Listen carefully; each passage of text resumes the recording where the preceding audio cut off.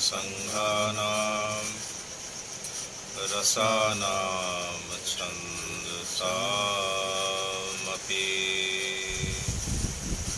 मंगलानां च कर्तारौ वन्दे वाणी विनायकौ मूकं करोति वाचालं पंगुलं यतेगिरिं यत्कृपातमहं वन्दे परमानन्दमाधवम्।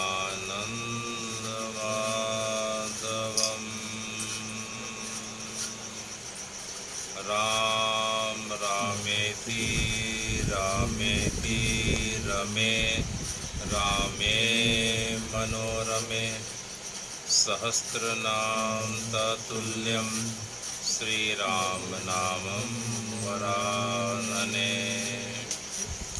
अतुलित बलधामं हेमशैलाभदेहं दनुजवन कृशानां ज्ञानिनाम् अग्रगण्यं सकलगुणनिधानां वानराणामधीशं रघुपतिप्रियभक्तं वातजातं नमामि। वंशी विभूषितकरा नवनीरडाभा पीताम्बरारुणबिं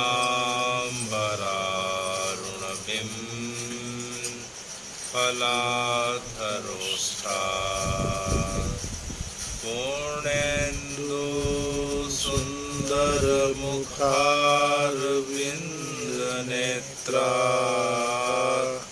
कृष्णा परं किमपि तत्त्वम् अहं न जाने। कृष्णा परं किमपि तत्त्वम् अहं न जाने। भगवान् पिता रात्रि शरदेन्दुफुल्मल्लिका वीक्षरन्तुं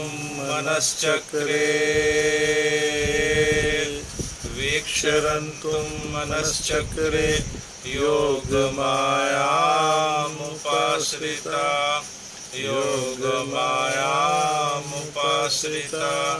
भगवान् अपिता रात्रि।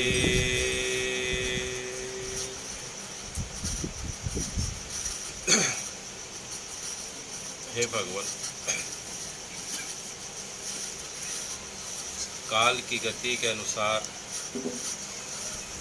श्री भगवान के अनेकों अनेक अवतार होते आए हैं। इसी क्रम में आज से 550 वर्ष पूर्व इसी घोर कलिकाल में राम जी का एक अवतार जगत प्रसिद्ध हुआ। वह जगत में रामानंद के नाम से जाना गया। वह रामानंद जिन्होंने जात पात को भेद न मानते हुए उन्होंने समाज के सभी लोगों को अपना शिष्य बनाया और राम नाम प्रदान किया। तो रामानंद जी के कारण या भारत की जो वर्ण व्यवस्था के कारण जो जात प्रथा में लोग बटे हुए थे, आपस में कटे हुए थे, उन्होंने पुनः उन सभी को एक धागे में एक सूत्र में पिरोया है। तो रामानंद जी काशी में हुए और उनके प्रमुख 12 शिष्य कहे जाते हैं। उनमें से कुछ शिष्यों का नाम हम सुनने जा रहे हैं। रामानंद जी के 12 जातियों से 12 शिष्य हुए। सभी जातियों से उन्होंने एक एक शिष्यों को लिया। उसमें प्रमुख 12 शिष्य थे। उसमें से कुछ शिष्यों के नामों के बारे में जानते हुए आज हम जो है उनके एक प्रमुख शिष्य के बारे में कथा सुनने जा रहे हैं। तो उनके शिष्य हुए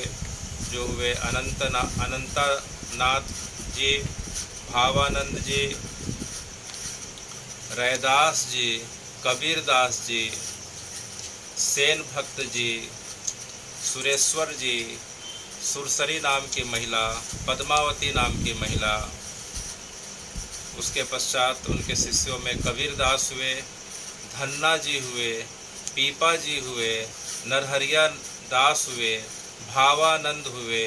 तो इस प्रकार से उनके 12 शिष्यों में उन्होंने पूरे जगत में राम नाम की पताका और सनातन का इस प्रकार से प्रचार किया और सभी जात के लोगों को, सभी वर्ण व्यवस्था के लोगों को लगभग एकता के सूत्र में पिरोया।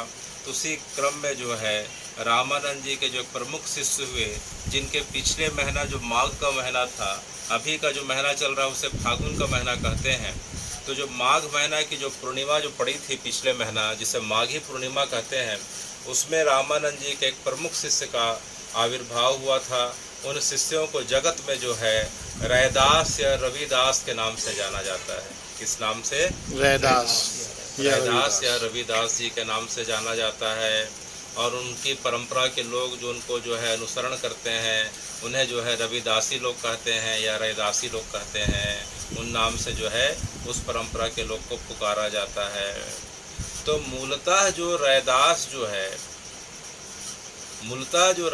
जो है वो इस रैदास जी के जब जन्म की हम बात सुनते हैं तो उनके माता पिता को अगर हम देखते हैं तो उनके पिता जो है चर्मकार हुआ करते थे। पेशे से, व्यवसाय से वे चर्मकार थे और उनके पिताजी का नाम रघु जी था। क्या नाम था? रघु जी था। और उनकी माता जी का नाम कलसा देवी था। उनकी माता जी का नाम कलसा देवी था। तो उनका जन्म सन 1371 और कहीं 1376 भी आता है। माघी पूर्णिमा का दिन निश्चित है। माघी पूर्णिमा को 1371 या 1374 को उनका जो है आविर्भाव हुआ था। तो उनके आविर्भाव के, उनके जन्म की जो कथा में हम जाते हैं तो यह परंपरा के हिसाब से धर्मराज के अवतार कहे जाते हैं। किसके अवतार? धर्मराज, यमराज के अवतार कहे जाते हैं, धर्मराज के अवतार कहे जाते हैं। और इसके पूर्व जन्म में इनके जन्म की घटना भी बड़ी विलक्षण है। इनके जन्म की घटना इस प्रकार से है कि जो रघुदास जो थे, उनके जो पिता थे, उनकी कोई संतान नहीं थी। उनके पिता की कोई संतान नहीं थी। तो उन्होंने बहुत उपाय किया, संतान नहीं हुए। तो एक प्रसिद्ध जो है एक महात्मा के पास जाते हैं। तो उन महात्मा ने कहा कि जो है अभी काशी में रामानंद जी विराजते हैं। रामानंद जी साक्षात राम जी के अवतार हैं। अगर रामानंद जी के आशीर्वाद अगर तुम्हें मिल जाता है, रामानंद जी का अगर आशीर्वाद तुमको मिल जाता है तो जो है फिर क्या होगा कि तुम्हारे घर संतान की प्राप्ति होगी।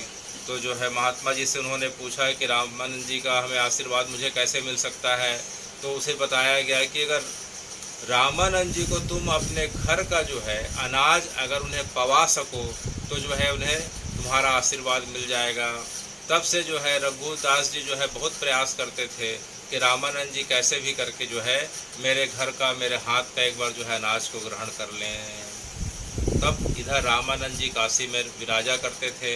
काशी में उनके हजारों की संख्या में शिष्य हुआ करते थे। काशी में वह पंचगंगा घाट के पास रहा करते थे। तो उनका नियम था कि वे अपने एक शिष्य को जो है रोज़ 5 ब्राह्मणों के यहाँ भेजा करते थे। 5 ब्राह्मण में से किसी एक के घर में अगर जो अनाज का कच्चा सामान मिल जाता था, उनका जो है ब्राह्मण शिष्य जो ब्रह्मचारी हुआ करता था वह लेके आता था। और लाने के बाद रामानंद जी खुद जो है भोजन को जो है पकाते थे और भगवान को भोग लगा के जो है स्वयं पाया करते थे। तो उनकी सेवा में जो ब्रह्मचारी बालक था वह रोज़ जो है भिक्षा के लिए जाया करता था। तो रोज़ भिक्षा के लिए जाया करता था तो रास्ते में जो है एक वैश्य का दुकान पड़ा करता था। वह वहाँ किराने का सामान रखा करता था। तो उसी वैश्य की दुकान पे रघुदास जी ने उनसे कहा कि जो है आप कैसे भी करके जो है मैं आपके पास अनाज छोड़ रहा हूँ। अनाज जो है दाल है, चावल है, आटा है, शक्कर है, घी है। आप जो है कैसे भी करके रामानंद जी के पास पहुँचवा दो, मैं आपको जो है मुँह मांगी कीमत दूंगा। तो वह अनाज को रखवा के जो है रघुदास जी उस जो है वैश्य के पास चले जाते हैं। तो वैश्य जो है वह ब्रह्मचारी बालक जब भिक्षाटन के लिए जाते थे ब्राह्मणों के घर में तो रोज़ उन्हें बुला के कहते थे कि एक बार जो है आप हमारे दुकान से भी जो है आप अनाज ले लीजिए, मैं आपसे कुछ पैसा नहीं लूँगा, आपको मैं ऐसे ही दे दूँगा, एक बार मुझे आपके गुरु की सेवा करने का अवसर प्रदान करिए। लेकिन गुरु आज्ञा यही थी कि जो त्रिकाल संध्या करता हो, जो पूरी तरीके से जो है अपने वेद धर्म का पालन करता हो, जो वेद पाठी ब्राह्मण हो, जो सदाचारी और संस्कार युक्त हो, ऐसे घर से जाके तुम्हें जो है भोजन का सीधा लाना है। तो वह जो है उस वैश्य की बात को सुना कर दिया करते थे और जो है कहीं से भी रोज अपने गुरु के निमित्त जो है सीधा को लाके अर्थात भोजन की कच्ची सामग्री को लाके दिया करते थे और इस प्रकार से भगवान का भोग लगा करता था। एक बार बारिश का समय था, बहुत घनघोर बारिश हो रही थी, इतनी बारिश हो रही थी कि सामने की चीज़ें दिखाई नहीं दे रही थी। तो वह बालक उस बारिश से बचने के लिए जो है उसी वैश्य के दुकान पे, किराने के दुकान पे खड़ा हो जाता है और देखते देखते बारिश बहुत तेज़ हो जाती है। बारिश रुकने का, थमने का नाम नहीं ले रही थी। ऐसा लग रहा था पूरे नदी नाले उफान पे आ गए हैं, रास्ते में पानी भर गया है। तब जो है उस वैश्य ने अवसर पा के पुनः कहा कि जो है महाराज जी आप हमारे यहाँ से जो है सीधा ले जाइए, भोजन की सामग्री ले जाइए, मैं किसी को नहीं बताऊंगा, आप भी किसी को मत बताना। और जो है इस प्रकार से वह बातों बातों में जो है अपनी दुकान से जो रघु के द्वारा रखा गया सामग्री था, जिसमें चावल था, आटा था, बूरा था, शक्कर था, दाल था, जो है इस प्रकार से घी था, सबको एक पैकेट में अर्थात एक बोरी में भर के दे दिया। और वह ब्रह्मचारी बालक अपने गुरुजी के पास ले जाता है। गुरुजी ने भोग लगाया, भोजन को पकाया और जो है शालिग्राम भगवान के पास जैसे रामानंद जी ने जैसे ही जो है भोजन को रखा, हर दिन क्या होता था कि भगवान भोजन को ग्रहण कर लिया करते थे या प्रत्यक्ष घटना हुआ करती थी, लेकिन आज जो है भगवान भोजन को ग्रहण नहीं कर रहे हैं। तब उन्हें खटका हुआ कि भगवान आज जो है भोग क्यों नहीं लगा रहे हैं। तब उन्होंने तत्काल ध्यान लगाया और ध्यान लगाने के बाद देखा, अरे आज तो जो है भोजन जो है जो कच्ची सामग्री है आज जो है किसी वेद पाठी ब्राह्मण के यहाँ से ना आके दूसरे यहाँ से आई है।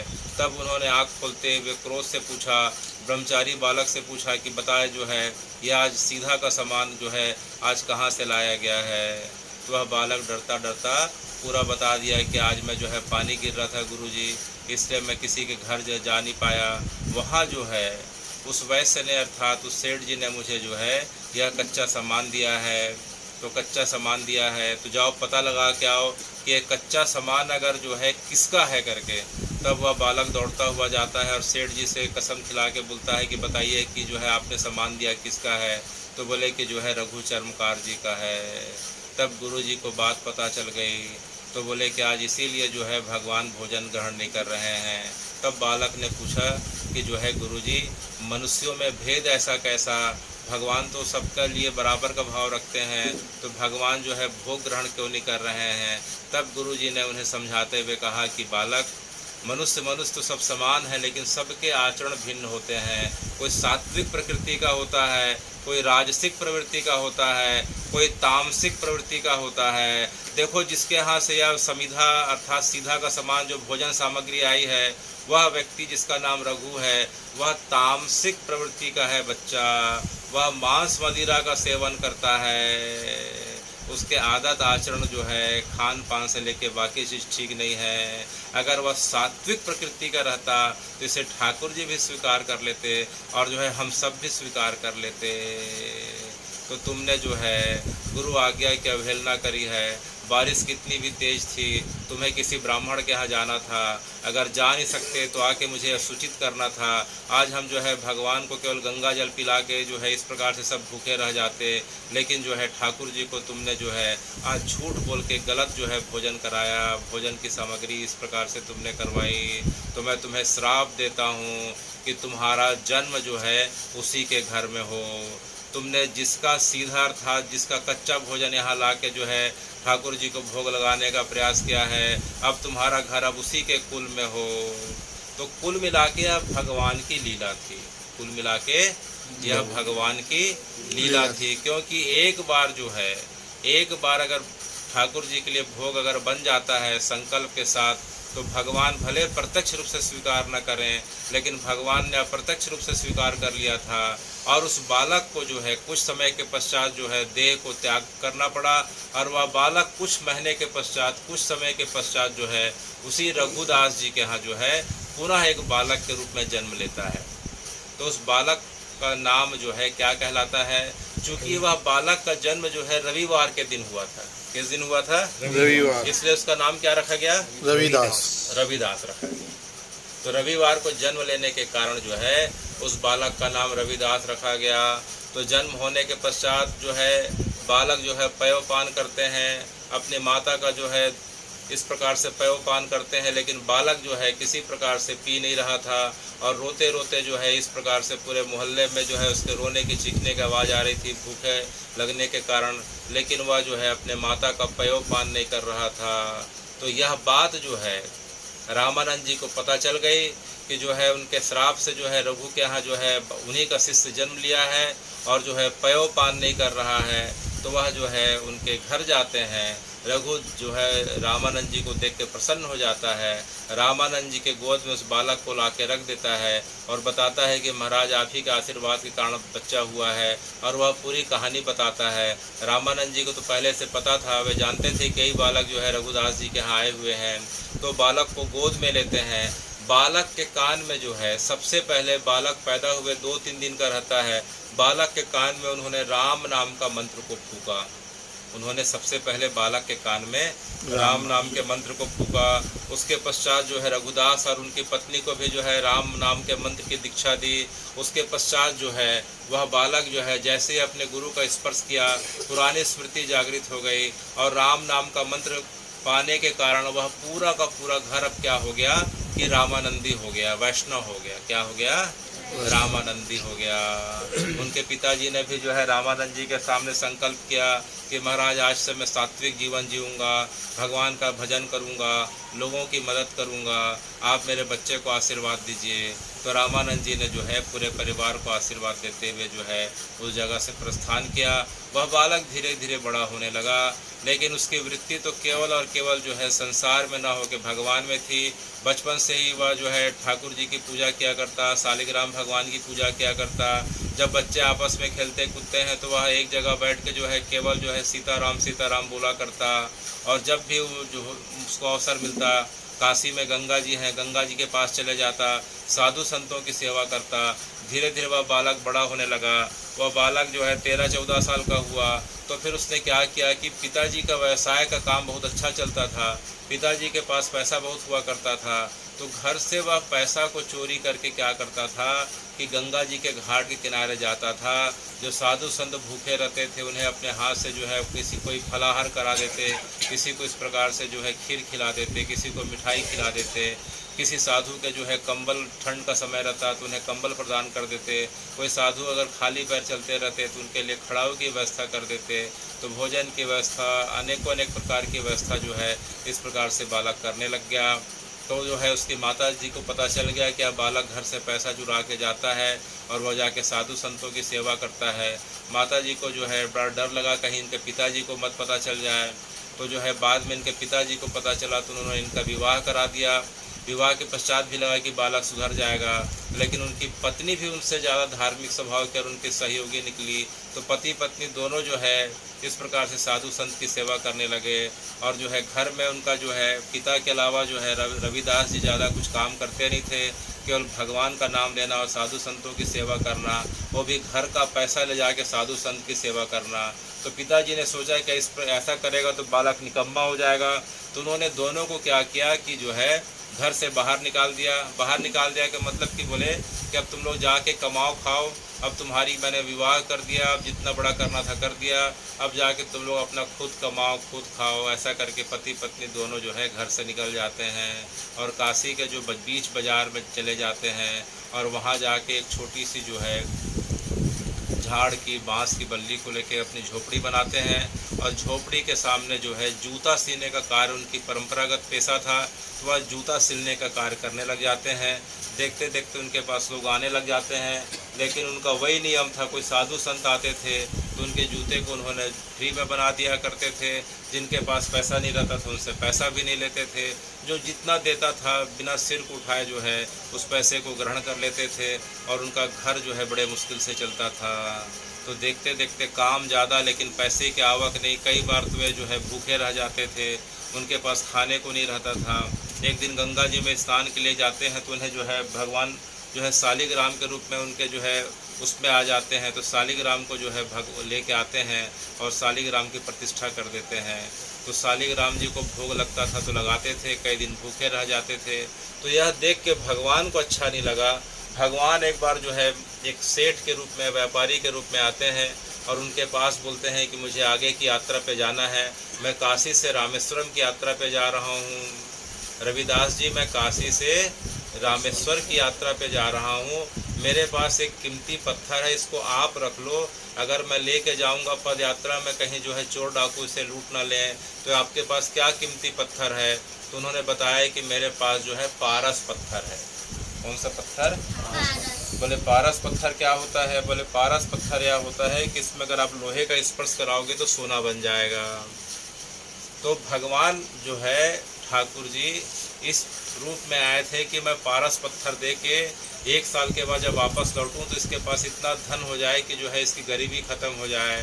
तो रैदास जी ने जैसे ही सुना कि यह पारस पत्थर जो है लोहे को सोने में बदल देगा, तो उन्होंने सिर को बिना उठाए बोला, देखो भैया मेरे पास तो किसी प्रकार से किसी आवश्यकता नहीं है, मुझे सामान की आवश्यकता नहीं है, मुझे किसी चीज़ की आवश्यकता नहीं है।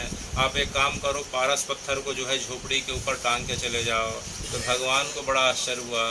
पारस पत्थर को झोपड़ी के ऊपर टांग के चले जाते हैं और भगवान जब 1 साल के बाद पुनः आते हैं तो देखते हैं कि वही झोपड़ी, वही रैदास जी, वही जो है फटे जूते सिल रहे हैं, वही घर में अभाव, खाने आधा अधूरा जो है, कई दिन के भूखे।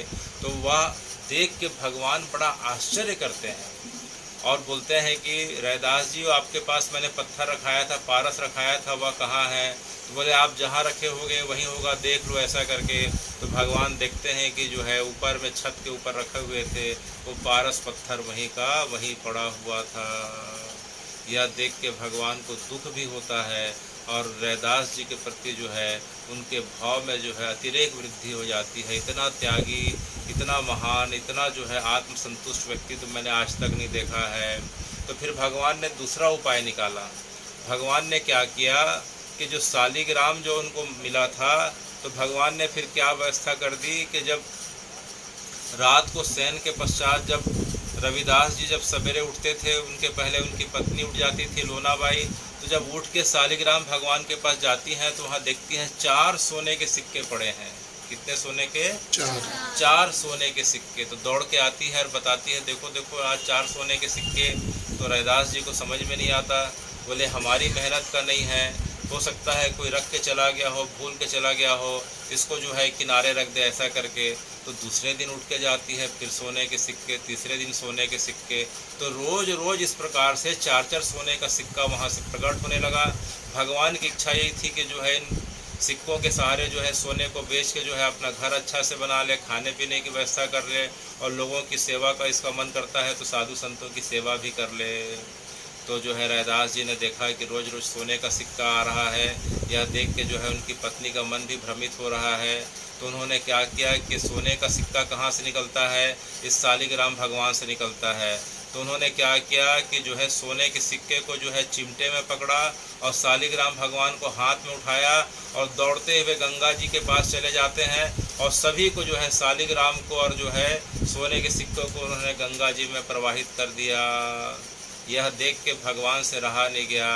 भगवान प्रकट हो जाते हैं, ठाकुर जी उनके सामने प्रकट हो जाते हैं और प्रकट होके बोलते हैं कि अरे रैदास, मैं तो तेरी गरीबी को देखते हुए सब तेरे लिए प्रयत्न कर रहा था और तुमने जो है इनकी तरफ ध्यान न देते हुए पूरे के पूरे जो है सबको तुमने गंगा जी में प्रवाहित कर दिया। तब रैदास जी ने कहा कि हे भगवान, मुझे आपके प्रेम के अलावा, आपकी भक्ति के अलावा और आपके नाम के अलावा मुझे कुछ भी नहीं चाहिए। सबसे बड़ा धन तो है भगवान आपका नाम और साधु सेवा है। सबसे बड़ा धन क्या है? आपका नाम और साधु, भगवान का नाम और साधुओं की सेवा, साधु सज्जनों की सेवा। तो भगवान ने देखा कि जो है रैदास जी किसी प्रकार से नहीं मान रहे हैं, तो उन्होंने रैदास जी को कहा कि देखो भाई, मैं बस अपने तरफ से एक प्रयास करूंगा, इसको बस मना मत करना, पहले वचन दो मना नहीं करोगे। बोले आप मुझे कोई धन वन दोगे तो मैं जो है इसे स्वीकार नहीं करूंगा। बोले मैं तुम्हें धन नहीं दूंगा, लेकिन मैं तुम्हें एक घर बना के देना चाहता हूँ। बोले ठीक है, आप घर बना दीजिए। रैदास जी ने कुछ नहीं कहा, भगवान ने जो है उनसे कहा, बोले ठीक है घर बना दीजिए। तो भगवान ने फिर क्या किया कि काशी में एक बहुत अच्छी जगह पे रैदास जी के लिए बहुत बड़ा घर बना दिया। तब तक रैदास जी अपने झोपड़ी में रहते थे। जब भगवान ने जो है विश्वकर्मा जी को बोल के घर बना दिया, तब रैदास जी के पास आके बोले कि रैदास जी आप घर को देख लीजिए। तब रैदास जी अपने पत्नी के साथ जाते हैं और देखते हैं उनका मन खिन्न हो जाता है। तो भगवान बोलते हैं क्या बात है रैदास जी, आप अभी भी बड़े दुखी दिखाई पड़ रहे हैं, लगता है घर से आपको प्रसन्नता नहीं हो रही है।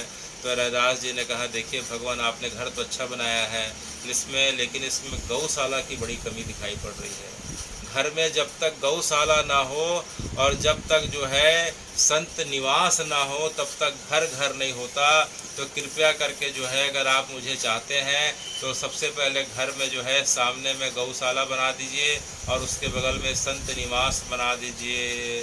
तो भगवान उनका यह भाव देख के अत्यंत प्रसन्न हो जाते हैं और जो है बगल में गौशाला और क्या बना देते हैं, संत निवास। उसके बाद पश्चात जो है रैदास जी जो है पहली रात को तो भगवान का मान रखने के लिए रुक जाते हैं और दूसरे दिन सब प्रातः होते ही अपने पत्नी को बोलते हैं कि तुम यहाँ बच्चों के साथ रहो, बहुत आनंद के साथ रहो, मैं तो सामने झोपड़ी बना के ही रहूँगा। तो रैदास जी पुनः वहाँ जो है झोपड़ी बना के रहने लग जाते हैं। लेकिन भगवान ने क्या किया था कि उनके लिए इतनी व्यवस्था कर दी थी कि घर में जो है घर पूरा जो है धन धान्य से पूरा भर गया था। भगवान ने जो है पैसा और सोने का सिक्का नहीं छोड़ा, लेकिन घर में इतने अनाज की व्यवस्था कर दी कि सालों साल अनाज जो है कितना भी खर्च करे जो है कभी जो है ख़त्म ना हो। पूरे धान के पूरे अनाज के कोठे इस प्रकार से भर दिए थे भगवान ने। तब रैदास जी ने सोचा कि भगवान की भी बड़ी कृपा है, अब जो है मैं साधु सेवा अच्छे से कर पाऊँगा, गौ सेवा अच्छे से कर पाऊँगा। तो रोज़ जो है बनारस में काशी में जितने भी साधु लोग रहते थे सबको जो है बुला के जो है रोज़ सैकड़ों लोग को भोजन कराया करते थे, ज़रूरतमंदों को भोजन कराया करते थे। शहर की जितनी गौ माता खुली घूमते रहती थी सबकी बुला के सेवा करते थे। तो देखते देखते एक दिन दो दिन महीने पे महीने इस प्रकार से बीत गया। देखते देखते एक वर्ष बीत गया। उनके घर में जो है किसी प्रकार के अनाज की कमी नहीं और काशी में जितने भी साधु आते थे सब जो है रविदास जी के हाथों से इस प्रकार से पाया करते थे। तो रविदास जी भी प्रसन्न थे, साधु भी प्रसन्न थे, वे बड़े उनको आशीर्वाद देते थे। लेकिन वहाँ के जो हैं पुजारियों को, वहाँ के जो है ब्राह्मणों को यह बात देख के बड़ा खटकने लगा कि लोग जो है अब उनको पूछ नहीं रहे हैं, सब जो है रैदास जी के पास जा रहे हैं। तब उन्होंने क्या किया कि वहाँ के राजा के पास जाके जो है उनकी शिकायत कर दी कि बोले महाराज देखो बड़ा विचित्र बात हो रही है कि रैदास जो है सब साधु संतों को बुला के भोजन कराता है और दिन भर भगवान का नाम लेता है। लोग अब जो है हमारे पास कम आ रहे हैं, ऐसे में तो परंपरा बिगड़ जाएगी। परंपरा के हिसाब से सबका काम बटा हुआ है, ये हमारे काम को भी धीरे धीरे लगता है हड़प लेंगे। तब जो है उनकी बातों को सुन के जो है राजा ने रविदास जी को बुलाया, अपनी सभा में बुलाया और बोले कि रविदास जी सुने हैं कि आप जो है रोज़ ठाकुर जी की सेवा करते हैं और इतने जो है साधु संतों की सेवा करते हैं। बोले हाँ महाराज मैं करता हूँ। तो बोले आपको करने का अधिकार किसने दिया? बोले जो कुछ भी दिया मुझे भगवान ने दिया। भगवान ही अन्न की व्यवस्था करते हैं, वही साधु संतों को भेजते हैं, इसमें मेरा कुछ भी काम नहीं है। तो लेकिन वहाँ के जितने भी लोग थे विप्रजन, वे इस चीज़ पे जो है बार बार विरोध करने लगे कि इनको अधिकार ना दिया जाए। ये इनको बोलिए कि अपना जो है चुपचाप जाके बाज़ार में जो है बैठ के जो है जूता सिलने का काम करें, बाकी काम जो है हमें करने दिया जाए। तब राजा ने कहा नहीं, रैदास जी भी सात्विक प्रकृति के हैं, आज तक इनकी कोई शिकायत नहीं आई है। तो हम एक काम करते हैं कि दोनों के बीच जो है एक परीक्षा रख देते हैं। तो एक तरफ काशी के जितने विप्रजन थे, जितने विद्वत जन थे उनको बैठा दिया गया, एक तरफ अकेले जो है रैदास जी बैठ गए। बीच में जो है इनको रख दिया गया, शालिग्राम भगवान को रख दिया गया और उनके साथ में जो है ठाकुर जी की बाल गोपाल की मूर्ति रख दी गई। तब राजा ने कहा अपनी सभा के बीच कि जितने भी वहाँ के विप्रजन थे, विद्वत जन थे, कि आप लोग ऐसा करिए कि आप लोग भगवान से प्रार्थना करिए, पद गाइए, वेदों की ऋचाओं को गायन करिए, अपना जो है जो भी भक्ति के जो है उनको भगवान को सुनाइए। जिनके पास भगवान का सिंहासन मुड़ जाएगा वही जो है पूजा का अधिकारी होगा। तो जो है सवेरे से शाम हो गई, वहाँ के विद्वत जन, काशी के बड़े बड़े विद्वान लोग जो है वेदों की ऋचाओं का गायन कर रहे थे, लेकिन जो है ठाकुर जी अपने जगह से हिले नहीं। जब उनका समय पूरा हो गया तब जो है काशी नरेश ने रविदास जी की तरफ देखा और कहा कि रविदास जी अब आप जो है अपनी तरफ से प्रयास करिए। तो रविदास जी ने कहा कि मुझे न वेदों की ऋचाएँ आती है, न मुझे संस्कृत आता है, न मुझे कुछ आता है, लेकिन मैं इतना जानता हूँ कि जो द्रौपदी की पुकार पे एक बार आ गया था, जो भक्त प्रहलाद की पुकार पे एक बार आ गया था, जो भगवान जो ध्रुव के बुलाने पे एक बार आ गए थे, वे मेरी पुकार को अनसुना नहीं करेंगे। यह बोलते हुए जो है केवल जो है भगवान के नाम का सीताराम सीताराम बोलते हुए बैठ जाते हैं। और देखते देखते क्या होता है कि सिंहासन अपनी जगह से चलने लगता है और वह सिंहासन चलते चलते आता है और जो है ठाकुर जी और शालिग्राम जो हैं दोनों रविदास जी की गोद में जाके बैठ जाते हैं। यह देख के पूरे सभा में हाहाकार मच गया। लोग जो है रविदास जी की जो है जितनी प्रजा देख रही थी सब जय जयकार करने लग गए।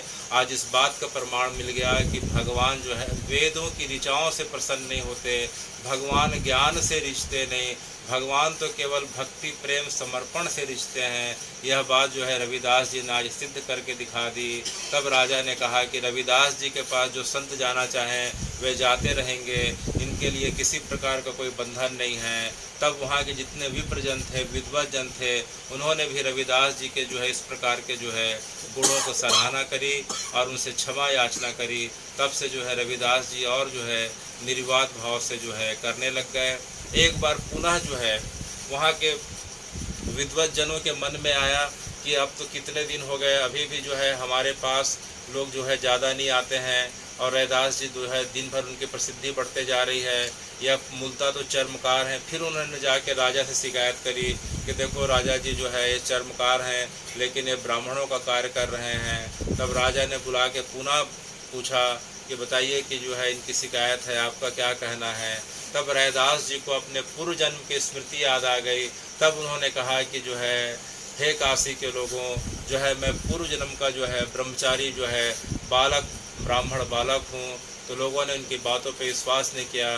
तब उन्होंने जो है अपना जो है एक कटार से जो है एक सीने के एक हिस्से को चीर के दिखाया।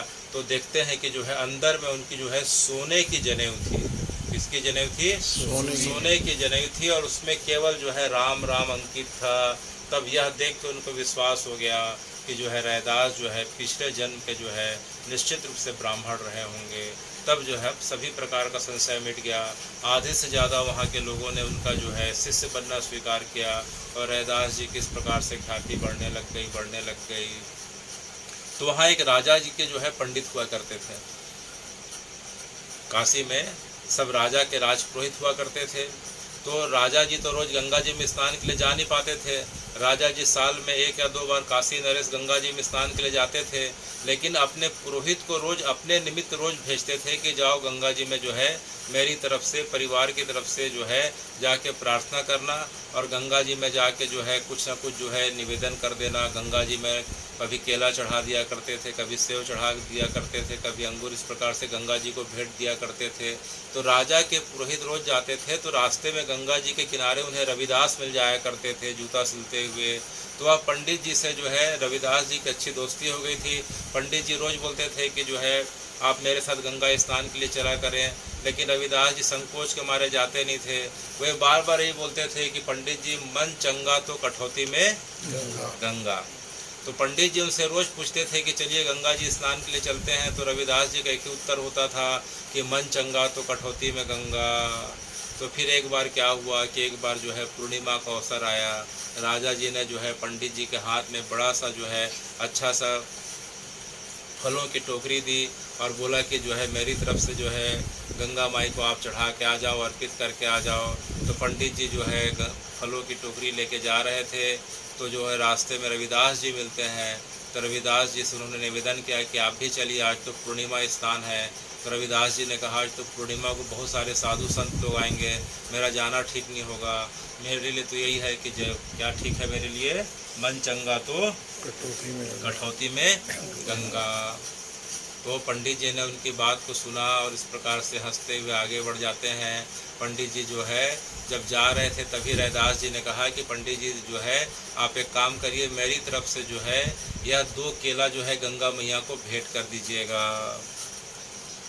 तब पंडित जी जो है गंगा मैया के पास जाते हैं, गंगा मैया का श्लोक सुनाते हैं, बहुत सारा उन्हें मंत्र सुनाते हैं। उसके पश्चात जो है वहाँ के राजा का दिया हुआ फलों की टोकरी जो है गंगा जी को देते हैं। फलों की टोकरी आगे बढ़ जाती है और जैसे ही जो है 2 केला रैदास जी के नाम पे बोलते हैं कि गंगा मैया या आपके भक्त रैदास ने आपको 2 केला का भेंट दिया है, इसे स्वीकार करिए। तो पंडित जी को बड़ा आश्चर्य होता है। जैसे ही 2 केला डालने वाले थे, एक लंबा हाथ निकलता है और वह हाथ जो है दोनों केला को ग्रहण कर लेता है। यह देख के पंडित जी को बड़ा आश्चर्य हुआ कि जो है यह हाथ किसका है। तो हाथ उन्हें समझ में आ गया कि जो है गंगा मैया का हाथ है।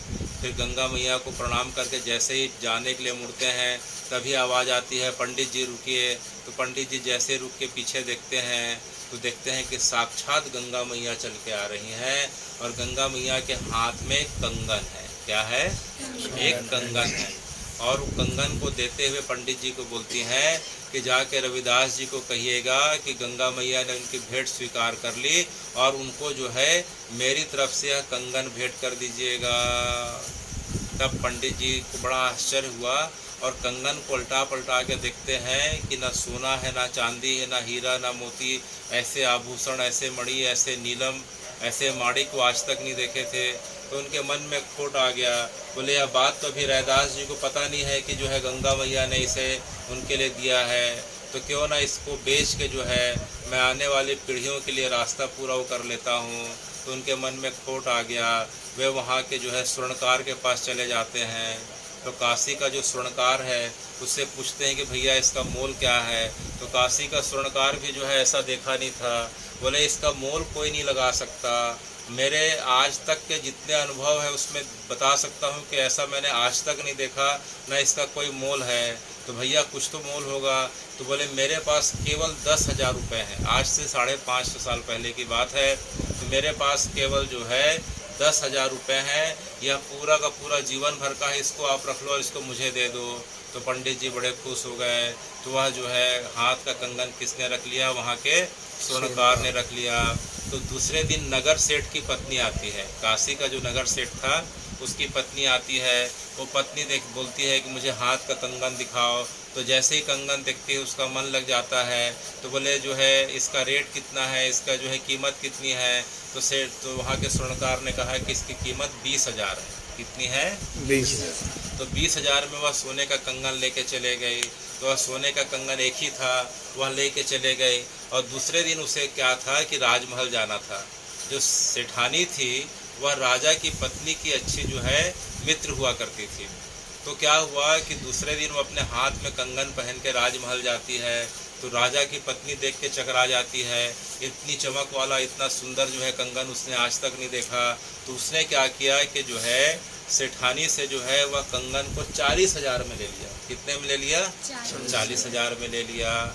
और लेने के बाद उसके जाने के बाद सोचने लगी कि जो है कंगन तो 2 होने चाहिए, एक कंगन अच्छा नहीं लगेगा। तो उसने राजा जी से कहा कि मेरे लिए इसी का जैसा जो है दूसरा कंगन बनवा दीजिए। तो राजा ने देखा और अपने जो है लोगों से पूछा। तो बोले ऐसा दूसरा कंगन तो मिलेगा नहीं, बनेगा नहीं, ऐसा कंगन बन ही नहीं सकता। तो आप एक काम करो कि आपकी पत्नी ने, अच्छा रानी ने जिससे लिया है पहले उनसे पूछो। तो राजा ने बुलाया कि बताओ कि रानी जी आपने कंगन कहाँ से लिया। बोले मैंने सेठानी जी से लिया। तो सेठानी से बुला के पूछे। तो बोले आपने कहाँ से लिया। तो बोले मैंने स्वर्णकार से लिया। तो स्वर्णकार को बुला के पूछे कि जब तुम्हारे पास एक है तो दूसरा होगा, तो दूसरा निकाल के दो। तो बोले भैया मेरे पास तो एक ही है, मैं इसको बनाया ही नहीं हूँ, ना ऐसा बन सकता, इस धरती में इस प्रकार का जो है कंगन बन नहीं सकता। तो राजा को बड़ा आश्चर्य हुआ, किस प्रकार की बात कर रहा है, स्वर्णकार होके मना कर रहा है कि ऐसा कंगन बन नहीं सकता। बोले क्यों नहीं बन सकता। बोले इसके अंदर जो लगे हुए हैं माणिक के मोती जो लगे हुए हैं वे धरती में मिलना ही दुर्लभ है। ये तो मिल ही नहीं सकता। ऐसा लगता है कि कोई स्वर्ग से आया है या आसमान से आया है, या धरती का जो है इसमें जो है माणिक के मोती हो ही नहीं सकता। तो अच्छा, तो ये बताओ, राजा को समझ में आया। अच्छा ये बताओ, कड़े शब्दों में बोला कि जो है तुमने इसे कहाँ से पाया है? तो डरते डरते कहा कि मैंने जो है आपके राज पुरोहित से पाया है। तो राजा को बड़ा आश्चर्य हुआ कि मेरे राज पुरोहित को ये कहाँ से मिल गया। तो राज पुरोहित को बुला के पूछा कि बोले बताओ तुमको सोने का कंगन कहाँ से मिला। तो राज पुरोहित डर गया कि अगर मैं बताऊंगा तो राजा फांसी पे मत चढ़ा दे। तो उसने इस प्रकार की बात करी कि मैं उधर गया था तो जो है किसी के हाथ से भेंट मिला, तो महाराज मेरे को 24 घंटे का समय दीजिए। कितने घंटे का? बोले मेरे को 24 घंटे का समय दीजिए, मैं दूसरा आपको ला के देता हूँ। तो राजा बोला ठीक है, तुमको 24 घंटे का समय दे रहा हूँ, अगर हाथ का दूसरे हाथ का कंगन नहीं मिला तो फांसी मिल जाएगी। तो वह जो है राज पुरोहित दौड़ते दौड़ते जो है किसके पास जाते हैं? रैदास जी के पास जाते हैं।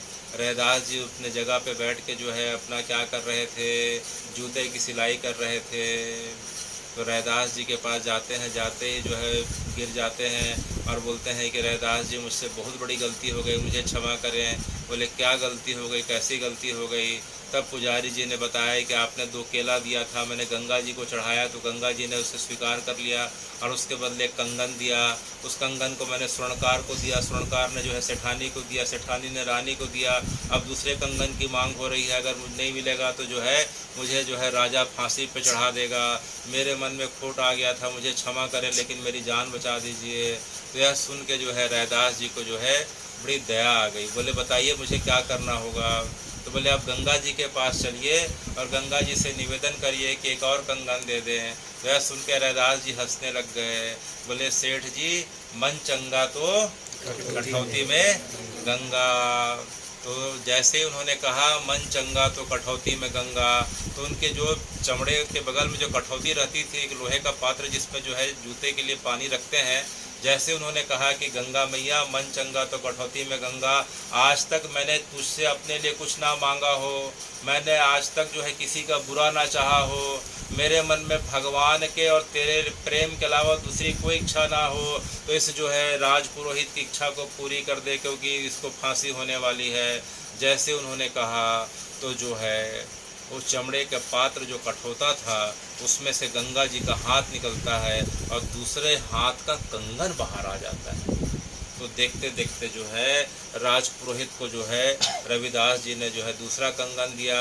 राज पुरोहित जाके बताया राजा को, तो राजा को तो पहले बार में समझ में नहीं आया। उसने तो रानी को तो जाके दूसरे हाथ का कंगन दे दिया, लेकिन वह रात भर नहीं सोए। दूसरे दिन बुला के राज पुरोहित को बोलते हैं कि मुझे पूरी घटना के बारे में बताओ, आखिर हुआ क्या। तब बताया कि जो है रैदास जी के माध्यम से घटना हो रही महाराज, वो तो बहुत पहुँचे हुए महात्मा लगते हैं। तब जो है राजा ने उनको जाके प्रणाम किया और अपनी गलती के लिए क्षमा मांगी। फिर एक दिन राजा के मन में इच्छा हुई कि मैं भी जो है रैदास जी के पास जाके उनका शिष्य बनने का प्रयास करता हूँ। रैदास जी इस उच्च कोटि के महात्मा हैं कि जो है मुझे भी भगवान का गंगा मैया का दर्शन करा दें। तो वे राजा जो है सवेरे सवेरे जो है रैदास के पास जाते हैं। रैदास दुकान खुलने के पहले जो है मानसी में बैठे हुए थे। मानसी का मतलब होता है कि ऐसे सीधे बैठ के भगवान को जो है याद करते हुए भगवान की सेवा करना। मानसी में व्यक्ति क्या करता है कि भगवान के साथ क्या करता है, या तो सेवा करता है या भगवान की लीलाओं को देखता है या भगवान की लीलाओं में सहभागी बन जाता है।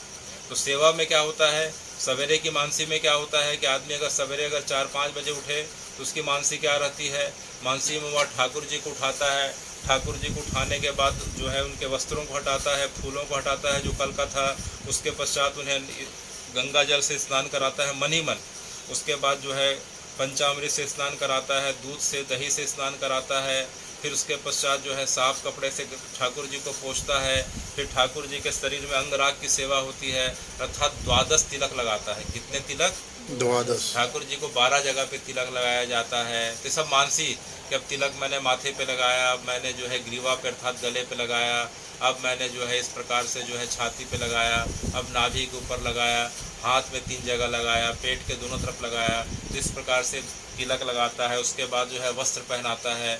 उसके बाद जो है ठाकुर जी को क्या होता है कि ठाकुर जी को हम आभूषण पहनाते हैं, ठाकुर जी को मुकुट पहनाते हैं, फिर ठाकुर जी को माला पहनाते हैं, फिर उनकी आरती होती है, भोग लगता है। तो यह सवेरे की मानसी हो गई। तो रैदास जी सवेरे की मानसी में बैठे हुए थे और उसी समय क्या हुआ कि वहाँ राजा पहुँचा। राजा के मन में बड़ी इच्छा थी कि जो है रैदास जी मुझे शिष्य बनाए और मुझे भी भगवान का दर्शन कराएं। तो जो है रैदास जी आंख बंद करके मानसी में बैठे थे। वो उस समय भगवान को नहला रहे थे। भगवान को क्या कर रहे थे? नहला रहे थे, जल से नहला रहे थे। उसी समय राजा पहुंचा। जल के पश्चात जो है दूध से स्नान कराते हैं, उसके पश्चात शहद से स्नान कराते हैं, इसके बाद पंचामृत से स्नान करा रहे थे। तभी राजा जो है राजा अचानक बोलता है कि जो है रैदास जी मुझे भी जो है कृपा करिए और मुझे भी भगवान का दर्शन करने की इच्छा है, मुझे भी दर्शन कराइए। तब तक रैदास जी मानसी में ही थे। तो जो है उन्होंने क्या किया कि जो भगवान का जो मानसी में जो स्नान कर रहे थे तो उनके कठौती में अर्थात चमड़े में जल रखा हुआ था। कहाँ रखा हुआ था? जल रखा हुआ था। तो मानसी में यह धारणा कर रहे थे कि मैंने भगवान को भी पंचामृत से स्नान कराया और राजा अगर मांग रहा है तो जो कठौते का जल को उन्होंने पंचामृत समझ के राजा को दे दिया। किसको दे दिया? राजा को दे दिया। तो राजा को हाथ में दिया, लेकिन राजा डर गया कि चमड़े का पानी जो है रैदास जी मुझे दे दिए। रैदास जी भी कैसे हैं, अगर देते तो कोई ठीक ठाक चीज़ देते तो जिससे मुझे भगवान का अनुभव होता, आँख खोल के बात करते। लेकिन राजा ने क्या किया कि रैदास जी ने क्या किया कि चमड़े का पानी उलट के जो है राजा की हथेली में डाल दिया। तो राजा देखा कि रैदास जी की आंखें बंद हैं, तो उसने क्या किया कि ऐसे पीने का बहाना किया और पानी को जो है अपने ऐसे हाथों के पूरा ऐसे करके गिरा दिया और वो पानी जो है उनके जो है कपड़े के बाह में लग गया और राजा वहाँ से जो है भुनभुनाता हुआ घर चला गया और बार बार सोच रहा था कि रैदास जी किस प्रकार के हैं, मुझे चमड़े का पानी दे दिए, चमड़े का पानी दे दिए। और घर जाने के बाद वह कपड़े को फेंक दिया। थोड़ी देर में जो है राजा का धोबी आया और राजा का कपड़ा को जो है धोने लग गया।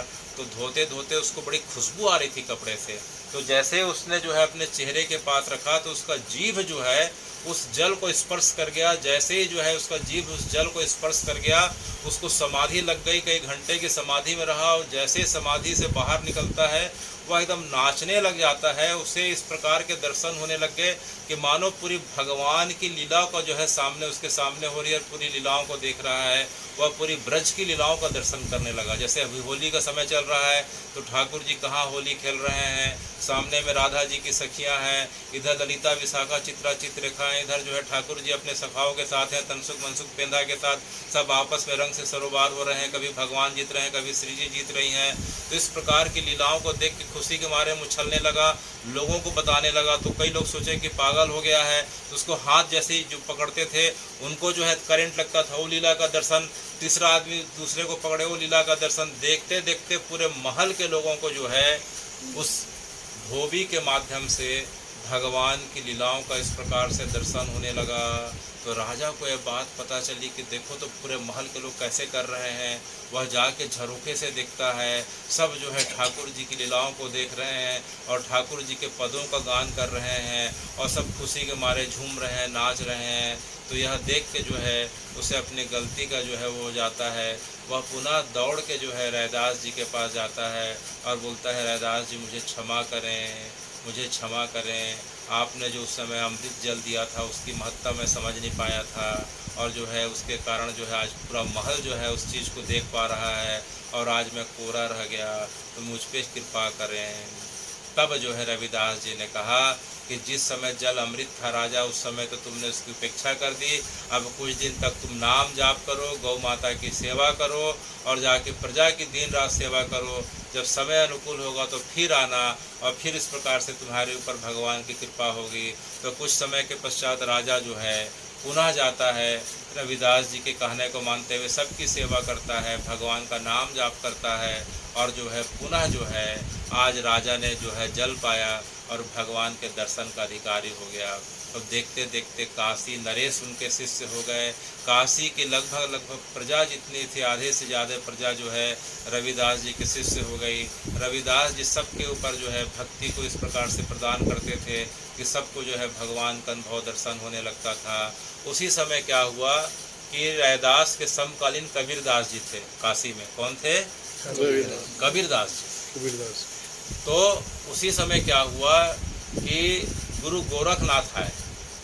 रैदास जी के पास कौन आए?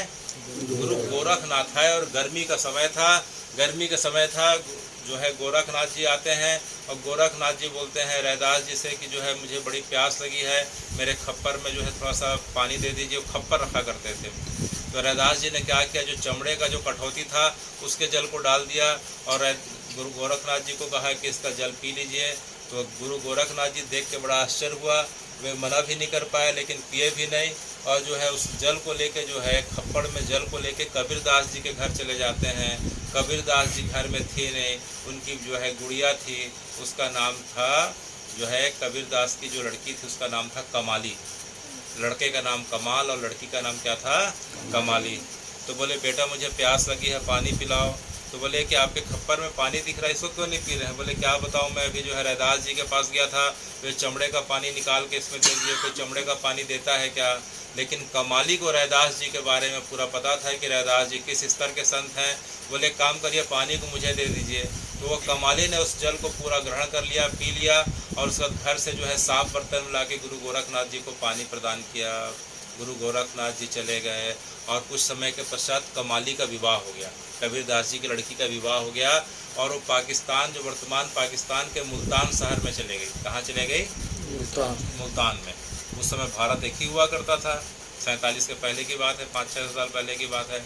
तो गोरखनाथ जी जो है भ्रमण करते करते क्या हुआ, एक बार मुल्तान शहर पहुंच गए और उनका नियम था कि अगर कि जो उनके खप्पर को जो है भोजन जो है उसी खप्पर के पात्र में करते थे। जो खप्पर को भर देगा, जो यानी कि जिसके घर में जाएंगे और जो भोजन से खप्पर को भर देगा उसी के घर भोजन करेंगे। लेकिन उनका खप्पर बड़ा जादुई खप्पर था। लोग एक रोटी का 100 रोटी डाल दें तो भी जो है खप्पर जो है भर नहीं पाता था। तो देखते देखते पूरे मुल्तान के घर में चले जाते हैं, कोई जो है उनके खप्पर को भर नहीं पाता है। तो यह देख के बड़ा आश्चर्य होता है कि जो है मुल्तान में एक भी कोई भक्त प्रकृति का नहीं है जो मेरे खप्पर को भर सके। तभी जो है वे आवाज़ देते हुए जाते हैं। तो जो है कमाली के घर जाते हैं। गोरखनाथ जी को पता नहीं रहता है कि हाँ कमाली शादी के बाद आई है। कमाली देख के पहचान जाती है, अरे तो गुरु गोरखनाथ जी है। वह अपने पति को बोलती है और बोलती है कि जो है जाके जो है रैदास जी का नाम लेते हुए खप्पर में 4 रोटी रख देना। तो जैसे ही रैदास जी का नाम लेते हुए जो है खप्पर में 4 रोटी रखते हैं, वह खप्पर पूरा भर जाता है। वह भोजन करते हैं और पूछते हैं कि तुम्हारा घर कहाँ है और तुमने जो है इस प्रकार से जो है कैसे किया? तो बोले मैं कुछ नहीं किया, मेरी पत्नी है, उन्होंने कहा कि रैदास जी का नाम लेते हुए खप्पर से प्रार्थना करना, खप्पर संतुष्ट हो जाएगा और भर जाएगा। तो बोले रैदास जी का नाम कहाँ, चलो चलो। तो अपने घर ले जाता है तो देखते हैं वहाँ तो कमाली थी। तो कमाली को देख के जो है गोरखनाथ जी को बड़ा आश्चर्य होता है। बोले बेटी तेरे अंदर ये विद्या कैसे आई? मेरा तो जो है खप्पर जो है कभी भरता ही नहीं है। तो बोले कि जो है उस दिन आपने जो है रैदास जी का जो है जल को जो है आप ग्रहण नहीं करे, लेकिन आपने मुझे दिया। तो मुझके बाद मेरे अंदर इतना परिवर्तन आया है कि तब से लेके आज तक मैं रोज़ भगवान की लीलाओं का दर्शन करती हूँ। कई बार भगवान के लोकों में भी जाके वहाँ उनका दर्शन पाती हूँ। जो चाहे मेरी इच्छा पूरी हो जाती है, सबके मन की बात को जान जाती हूँ। हवा में मैं जो है कहीं से कहीं अपने आप को जो है ले जा सकती हूँ, आ सकती हूँ, जा सकती हूँ। तो यह सुन के गोरखनाथ जी को बहुत आश्चर्य हुआ कि जो है रैदास जी के जो है कठौती अर्थात चमड़े में रखे पात्र के जल में इतनी शक्ति की जो है इस प्रकार से लोगों के अंदर परिवर्तन हो जाए। तो गुरु गोरखनाथ जी जो है पुनः पहुँचते हैं रैदास जी के पास, जो है उनसे क्षमा मांगते हैं और क्षमा मांग के जो है पुनः स्वीकार करते हैं कि रैदास जी आपकी भक्ति सबसे बड़ी, आप बिना जतन के भगवान को प्रेम से इतना रिझा देते हैं कि आप में क्या आपके चमड़े के अंदर वो ताकत आ गई, वो सिद्धि आ गई कि लोगों के जीवन को बदल देता है। तो आपको प्रणाम है, आपके चमड़े को प्रणाम है, आपकी कठौती को प्रणाम है। तो गुरु गोरखनाथ जी जो है रैदास जी को प्रणाम करते हुए फिर वहाँ से इस प्रकार से चले जाते हैं। उसी समय दिल्ली में इब्राहिम लोधी का शासन हुआ करता था। किसका शासन था? इब्राहिम लोधी। इब्राहिम लोधी का शासन हुआ करता था। जब उसको पता चला कि रैदास जी के कारण जो है पुनः हिंदू समाज संगठित हो रहा है। सब जो है सब सनातन की ओर जाते जा रहे हैं, सबके अंदर अच्छी भावनाएं आते जा रही है, सब लोग खान पान के नियमों का पालन कर रहे हैं, सब शुद्ध सात्विक जीवन बिता रहे हैं, गौ सेवा बढ़ते जा रही है। तो उसे बड़ी चिंता हो गई। तो उसने सोचा कि अगर मैं रविदास जी को जो है अपने धर्म में अगर बदलवा देता हूँ तो उनके साथ लाखों की संख्या में लोग बदल जाएंगे। तो उसने क्या किया कि सदना नाम के जो है फकीर को भेजा। किसको भेजा? सदना। सदना। सदना पीर के नाम से आता है। तो वह सदना जो है जाता है और सदना बहुत देर तक जो है रविदास जी को समझाता है, लेकिन रविदास जी बात करते करते जो है पानी का जैसे ही कटौती का 2 बूंद उसके ऊपर छिड़कते हैं तो उसको अपने पुराने जन्म का स्मरण हो जाता है। अरे मैं तो पुराने जन्म में जो है सनातनी था, कहाँ से किस कर्म के कारण मैं जो है इब्राहिम लोधी के पास आ गया। अपना जो है अपने आप को जो है धिक्कारने लग जाते हैं और धिक्कारने के पश्चात जो है जैसे ही उनके चरणों में साष्टांग करते हैं तो रविदास जी ने जैसे उसके सिर में हाथ रखा, उसके अनेकों अनेक जन्म की स्मृति याद आ गई और देखता है कि मैं कई जन्मों से तो जो है रविदास जी का शिष्य हूँ। तो जो है उसने जो है अपना जो है वर्तमान का धर्म छोड़ के जो है रविदास जी के धर्म को अर्थात सनातन को स्वीकार कर लिया और उनका शिष्य बन गया। और रविदास जी ने उनका नाम रामदास रख दिया। क्या नाम रखा? रामदास। सदना फकीर का नाम क्या रख दिया? रामदास रख दिया। तो यह बात जो है इब्राहिम लोधी को पता चलती है तो इब्राहिम लोधी बहुत गुस्सा आ जाता है, वह स्वयं आ जाता है और स्वयं आने के पश्चात बोलता है कि तुम अपना धर्म छोड़ के मेरे धर्म में आ जाओ, नहीं तो कल मैं तुम्हें हाथी से कुचलवा के मार दूंगा और गंगा जी में फेंकवा दूंगा। तब जो है रविदास जी ने कहा कि तुम कितना भी कोशिश करो मैं हिंदू धर्म को सनातन को छोड़ नहीं सकता। तुम मुझे गंगा जी में फेंकवा दो या हाथी से कुचलवा दो या मेरे शरीर को भालों से हजारों छेद करवा दो और मेरे अंगों को कटारों से काट दो, लेकिन मैं हिंदू धर्म को छोड़ नहीं सकता। तो जो है रात को जेल में डाल दिया और सवेरे के लिए मुनादी कर दिया कि जो है इनको हाथी से कुचलवा दिया जाए और जो है भरी चौक में फिर कुचलवाने के बाद इनकी लाश को गंगा जी में फेंक दिया जाए। तो जो है रात को जो है रविदास जी को जेल में डाल दिया गया और इब्राहिम लोधी अपने महल गया। तो जैसे ही अपने कमरे में जाता है, कमरे के एक कोने में देखता है कि रविदास खड़े हैं। बहुत आश्चर्य होता है कि मैं तो जेल में डाल दिया था, रविदास यहाँ कैसे? पलट के देखता है वहाँ रविदास, दाएं तरफ रविदास, बाएं तरफ रविदास, ऊपर नीचे हर जगह से रविदास दिखाई देने लग गए। यह देख के घबरा जाता है, घबरा के दौड़ते दौड़ते जेल में जाता है। वहाँ देखता है रविदास तो बैठ के बढ़िया भगवान का भजन कर रहे हैं। तब उसे समझ में आ गया कि जो है रविदास का रूप लेके साक्षात श्रीहरि मेरे पास आए थे। यह रविदास कोई साधारण व्यक्ति नहीं, यह भगवान का महान भक्त है। तो रविदास जी को रात को ही छुड़ाता है और उससे जो है इस प्रकार से क्षमा मांगता है। तब रविदास जी ने कहा कि इब्राहिम लोधी तुम्हें क्षमा तभी मिलेगी जब जो है तुम जो है आज से संकल्प करो कि किसी जो है साधु संतों को तुम तंग नहीं करोगे। बोले हाँ महाराज तंग नहीं करूँगा। गौ हत्या नहीं करोगे? बोले नहीं करूँगा। मंदिरों को नहीं तोड़ोगे? बोले नहीं तोड़ूंगा। किसी अबला नारी के साथ तुम कोई खिलवाड़ नहीं करोगे? नहीं करूँगा। हिंदू धर्म ग्रंथों को नहीं जलाओगे? बोले नहीं जलाऊँगा। तो इस प्रकार से उन्होंने 5 प्रतिज्ञाएं कराई। इब्राहिम लोधी ने 5 प्रतिज्ञा करी और उसके पश्चात वह वापस चला गया। तब से जो है रविदास जी के रहते रहते काशी में और आसपास के क्षेत्रों में आतताइयों का इस प्रकार से जो है लोगों को आतंक से मुक्ति मिल गई। एक बार रविदास जी जो है अपने भक्त के साथ गंगा जी के किनारे बैठे हुए थे और गंगा जी के पास बैठे हुए जो है अपने भक्त को राम नाम की महिमा बता रहे थे और राम नाम की महिमा बताते हुए कह रहे थे कि राम नाम में इतना सामर्थ्य है बच्चे कि राम नाम को लेके कोई व्यक्ति भव सागर को पार कर जाता है। तब उनके बगल में जो है एक नास्तिक प्रकार का एक व्यक्ति खड़ा था। वह एक पत्थर को लाया और पत्थर को बोला कि अगर जो है राम नाम से कोई व्यक्ति भव सागर को पार कर जाता है तो यह जो है ये पत्थर है, पत्थर में राम नाम लिख रहा हूँ। अभी आप बताओ कि जो है पत्थर जो है पानी इसको पार कर पाएगा कि नहीं कर पाएगा? तभी हम मानेंगे कि भव सागर को आदमी पार कर सकता है। तो राम का नाम लिखा और जो है रविदास जी ने पत्थर को हाथ में लिया, पत्थर को हाथ में लेके जो है माथे पे लगाया और राम जी को इस प्रकार से निवेदन किया और जैसे राम जी का नाम लेते हुए पत्थर को गंगा जी में छोड़ा, वह पत्थर डूबने के बजाय जो है गंगा जी को तैरते तैरते जो है उस पार चला गया। वहाँ के लोग जो है इस प्रकार से हर्षित होकर जो है रविदास जी के माध्यम से फिर क्या बोलने लग गए? हरे राम राम राम हरे हरे हरे कृष्ण कृष्ण कृष्ण हरे हरे हरे राम राम राम हरे हरे हरे कृष्ण कृष्ण कृष्ण हरे हरे हरे राम राम राम हरे हरे हरे कृष्ण कृष्ण कृष्ण हरे हरे सीता